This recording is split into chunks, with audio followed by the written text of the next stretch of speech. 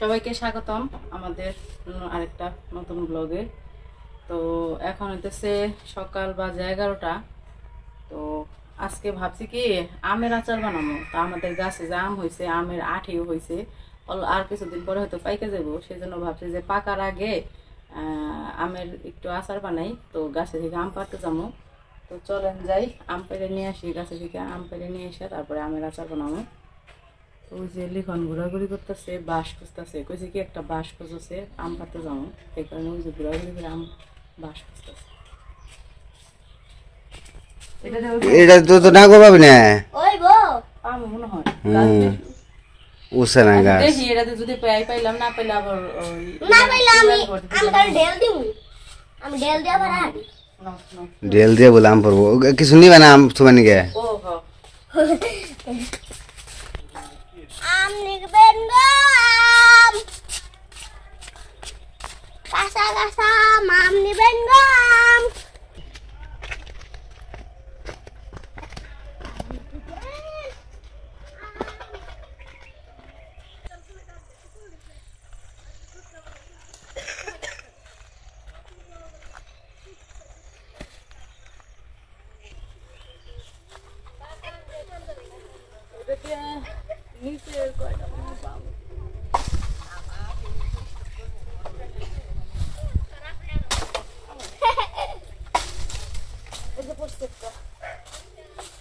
আমারও করে পাপা দিও আম পাবো।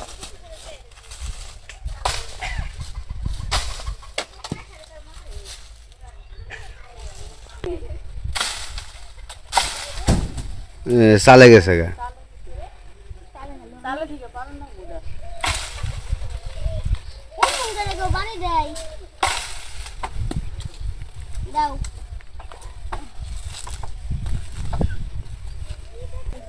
এই যে একটা পড়ে রয়েছে আম, এই যে একটা আম পড়ে রয়েছে। এটা কবে পড়া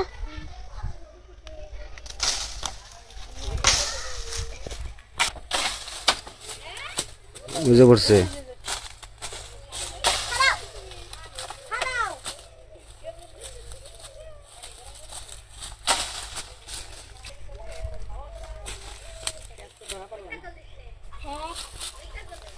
কয়টা হয়েছে আম দেখি? এটা দুইটা তিনটা চারটা পাঁচটা ছয়টা সাতটা আটটা নয়টা নয়টা আর একটা বারো 9টা হয়েছে এটি ধরবো। পারা তো হারি না আর আমি গাছ উঠুম।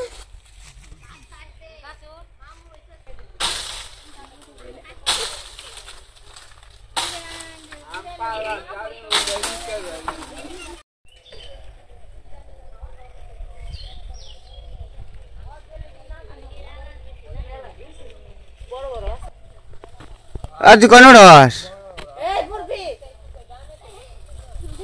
ওইসে পারা উপরে আছে না, পড়ছে না ওটা? আর দুইটা আছে। তো এটা দিয়ে দাও, এটা দিয়ে দাও, পারা হচ্ছে।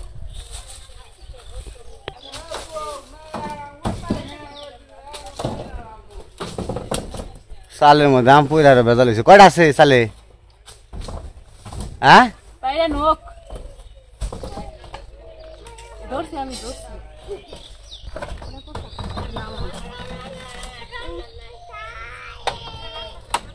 ছাড়ো তুমি ছাড়ো। কোন এগুলো ওটা? ওইসে নাও। মেলা কষ্টে করে আম পারছি, আর বাড়াবাড়ি না, সব উপরে নিচের আম সব শেষ হয়ে গেছে। এই কটাই নাগুর পাইছি, আর সব উপরে আম। এই যে, এতটি পাইছি আম। লিখন নাও।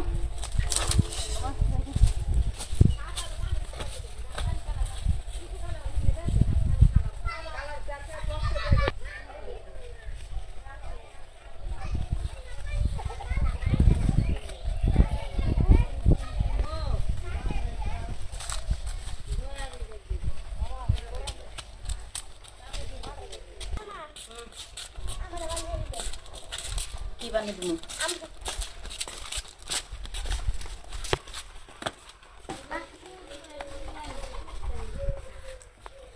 তো ওই যে আম পাইরে নিয়ে এসে পড়ছি।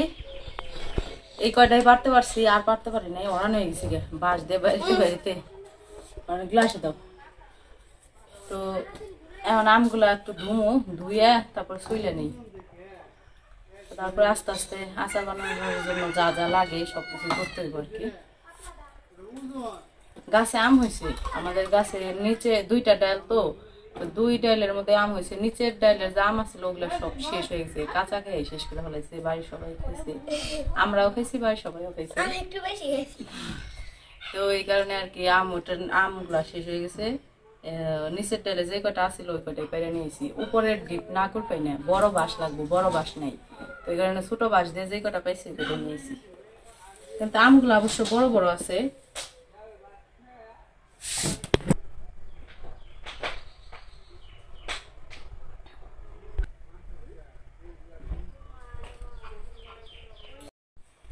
তো আমগুলো এখন শুইলে নেই। আর এই যে বড় বটিটা নিছি, আর কিন্তু আমে তো আঠি হয়ে গেছে, ছোট বটি দিয়ে কাটতে গেলে আবার শক্ত হইব, ওটা দিয়ে পারবো না, এই কারণে বড়টা নিছি, এটা দিয়ে কাটি।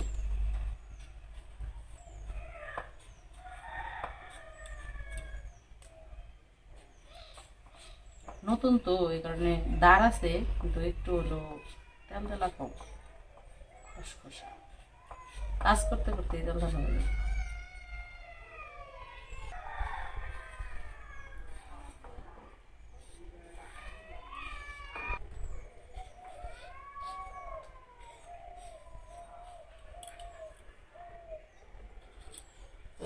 কত আঠি হয়েছে, শক্ত আঠি হয়েছে।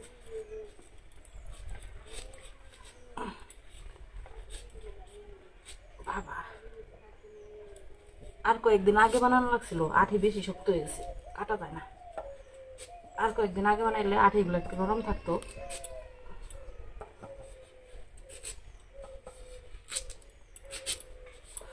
খুব শক্ত তেল লাগে বাবা, আরে শেষ মিশতাম পারছি।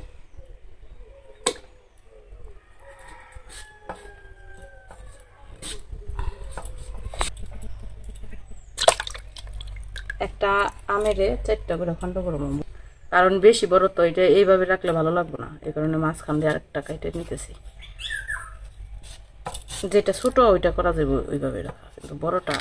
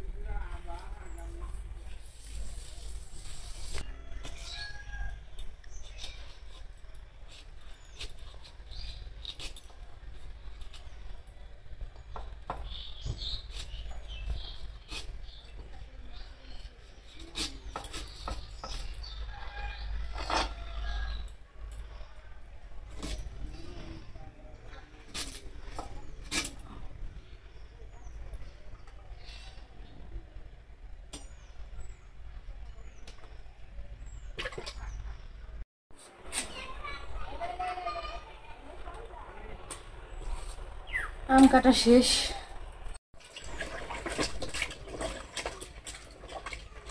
আম তো কাটা শেষ, আমগুলো ধুয়ে উঠিয়ে আনি।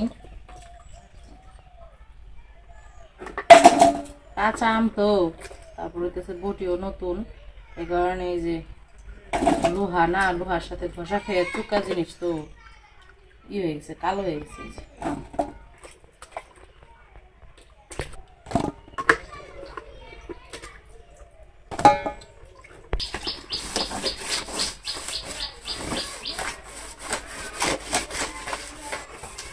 কুলাটা একটু মুছে নিতেছি, কুলার মধ্যে করে আমগুলা একটু হালকা একটু রোদ্রে দিয়ে আসি। আমি এইদিকে মশলা বানাবো, আচার বানানোর জন্য যে মশলা লাগবো ওই মশলাটা বানাইতে বানাইতে অল্প একটু রোদ হোক আমগুলা। হ্যাঁ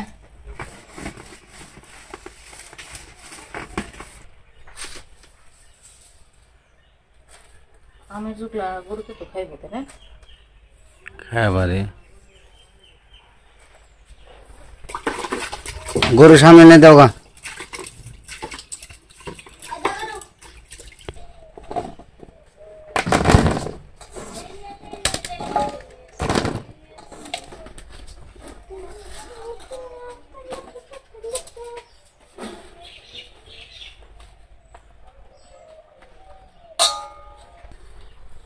বেশি সময় রোদ্রে দিব না, জাস্ট যতক্ষণ ওই যে মশলাটা বানাইতে সময় লাগবে ততটুকু সময় একটু খালি যে জলটা শুকিয়ে যাক, যে রোদ্রের তাপ শুকিয়ে যাইব।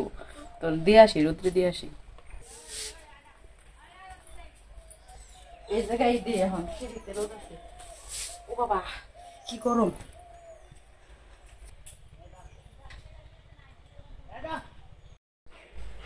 তো আম তো একটু রোদ্রে দিয়ে আসলাম, আর আমাদের এখানে কারেন্ট নাই, একদম অন্ধকার। তো এই জায়গায় আমি কিছু মশলা নিছি। এই জায়গায় জিরা নিছি, পাঁচফোড়ন, সরিষা আর শুকনো মরিচ। তো এগুলো আমি একটু ভাইজা নেবো, ভাইজা তারপর ফাঁকি করে নেবো। তো সবগুলো একসাথে আমি ভাইজা নেই। এটা হচ্ছে ভাইজা বাইটা ফাঁকি করে নেবো। এটা হচ্ছে আচারের মশলা। শুকনো মরিচ কম দিলাম কারণ হচ্ছে আচারও কম, আবার হচ্ছে লিখনও খাইবো, বেশি ঝাল দিলে খাইতে পারবো না, সেই জন্য।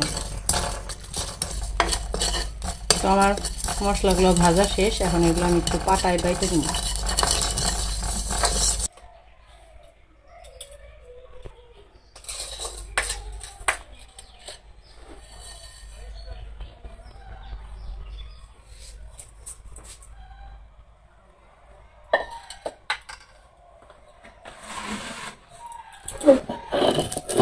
মশলাটা গরম গরমই বাইটে নিই, নাহলে আবার বাড়তে পারব না।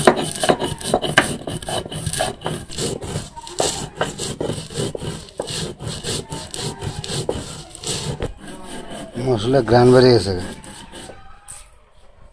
আচারের মশলার তো গ্রাম বেরোবে, এই মশলাই তো আচারের গ্রাম বের করে, আর হইতেছে আচার স্বাদ বানায়।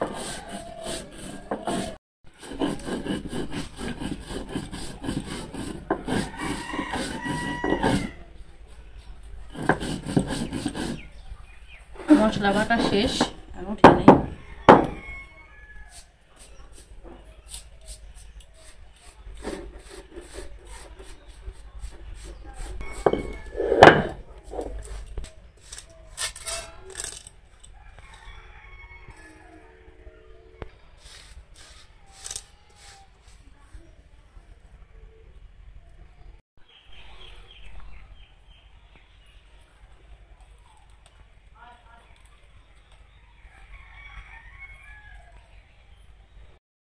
তো এখন তো আচার বানাবো।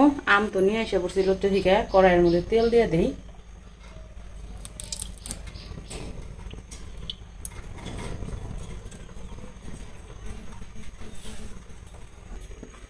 তো এই জায়গায় কিছু সম্বারে দেওয়ার জন্য নিচ্ছি, এই জায়গায় পাঁচফোড়ন নিছি, তারপরে যে এলাচ, দারচিনি, এই জায়গায় শুকনো মরিচ, তেজপাতা, এই যে এলাচ নিছি, কয়েকটা দারচিনি নিছি। তো এগুলো সব কিছু আমি তেলে দিয়ে দিব।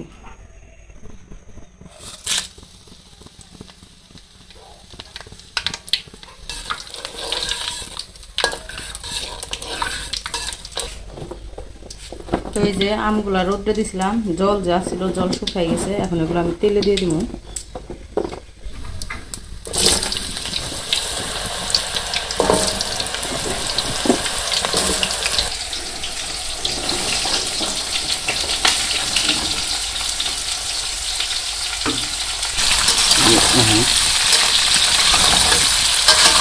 তো আম তো সবগুলা তেলে দিয়ে দিচ্ছি, এখন আমি আমগুলা ভালো করে তেলের মধ্যে ভেজে নেই। অল্প একটু লবণ দিয়ে দিব। এখন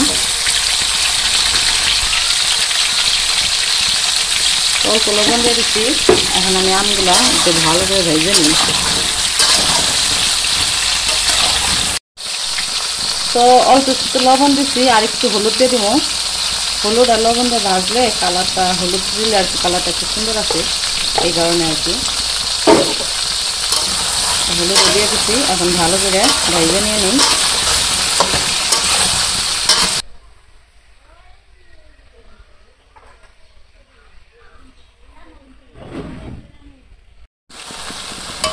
ওই যে আমগুলো তো অনেক সময় ভেজে নিচ্ছি, আম একদম ভাজা ভাজা হয়ে গেছে। এখন আমি জায়গায় চিনি দিয়ে দেবো, কারণ ঘরে গুড় নাই। গুড় যদি থাকতো তাহলে গুড় দিয়ে বানাইতাম, তো এখন গুড় নাই দিকে এই কারণে চিনি আছে, চিনি দিয়ে বানাইতেছি।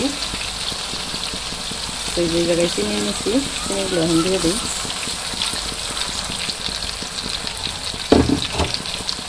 চিনি দিয়ে একটু সময় জাল দেবো, তারপরে আর কি মশলাটা দেবো। যে মশলাটা বানিয়ে যাচ্ছি।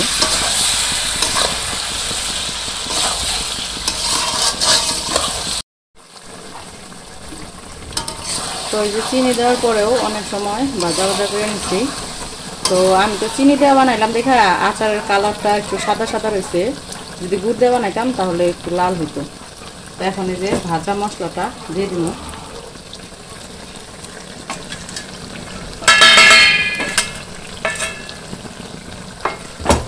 ভাজা মশলাটা দিয়ে দিচ্ছি। ভাজা মশলাটা দিয়ে ভালো করে মিশিয়ে নিই।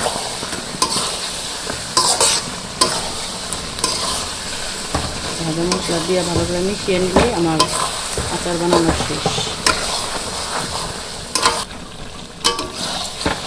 তো আমার আচার বানানো শেষ। অনেকে অনেক রকমভাবে আচার বানায়, তো আমি এইভাবেই বানাই, তো এইভাবেই বানাইলাম। তো এখন আর কি চুলা বন্ধ করে এই কড়াইয়ের মধ্যেই থাকবো, কারণ গরম, তো গরমটা তো আর কোনো কিছু করা যাবে না। এখন এটা এইভাবেই থাকবো, পরে যখন ঠান্ডা হইব তখন অন্য একটা কিছুর মধ্যে ঢালতে হইব।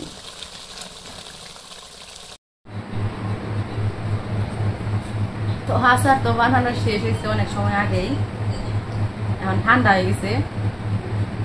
ওই যে একটু খাইয়া টেস্ট করে দেখি কেমন হয়েছে।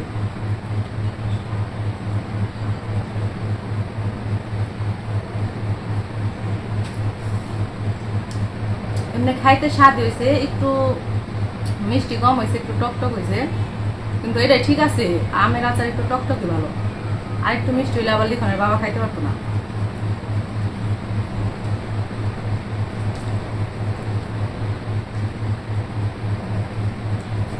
আপনাদের যদি খাওয়াইতে পারতাম আমের আচার তাহলে বুঝতেন কেমন হয়েছে।